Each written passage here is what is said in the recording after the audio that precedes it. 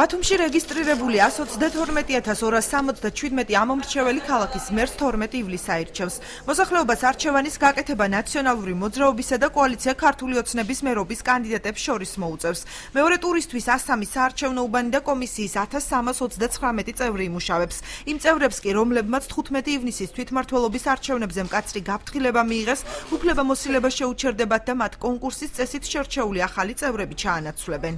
იმ კომისიის წევრებს, რომელთაც მიეცათ დისციპლინური სანქციები გარდა შენიშვნის, ანუ ვისაც გაფრთხილებები მიეცათ და ხელფასის დაკვითვები, ისინი ვეღარ მიიღებენ მუშაობაში, ვერ იმუშავებენ საუბნო კომისიაში მეორე ტურში და მათ ნაცვლად იქნება მათ ადგილებზე გამოცხადდება კონკურსი. მორჩეველთა საერთო რაოდენობა 15 ივნისის მდგომარეობით იყო 112,267, რომელიც 1 ივლისის მდგომარეობით კიდევ დაკორექტირდება და დაზუსტდება.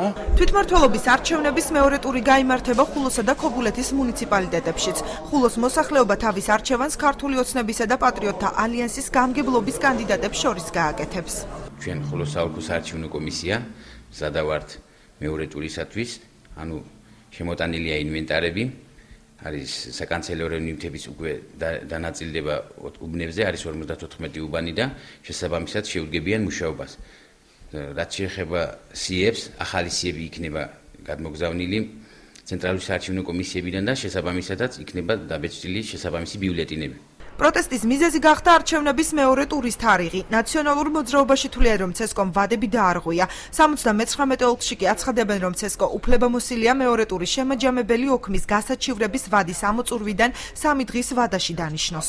კანონში წერია გარკვევით, რომ გასაჩივრების ვადის გასვლიდან 3 დღის ვადაში, ანუ 30-ის შემდეგ 3 დღის ვადა არის 3 ივლისი, 3 ივლისს დღის ბოლომდე ცესკომ დანიშნა მეორე ტური. მეორე ტურის გამართვის ვადა არის დანიშვნიდან 14 დღის ვადაში და მოუწია დანიშვნიდან მე-9 დღეს, ანუ 3-ში დაინიშნა და ტარდება 12-ში. ცესკოს გადაწყვეტილებას აფასებენ მესამე სექტორის წარმომადგენლები. საიას იურისტი აცხადებს, რომ ცესკომ არჩევნების თარიღი საარჩევნო კოდექსის შესაბამისად განსაზღვრა. საქართველოში ძირითადად 28 ივნისს თითქმის ყველა საარჩევნო ოლქში შეჯამებული იყო შემაჯამებელი ოქმები, ამიტომ ამ შემთხვევაში აქედან უნდა ავითვალოთ ჩვენ ვადები.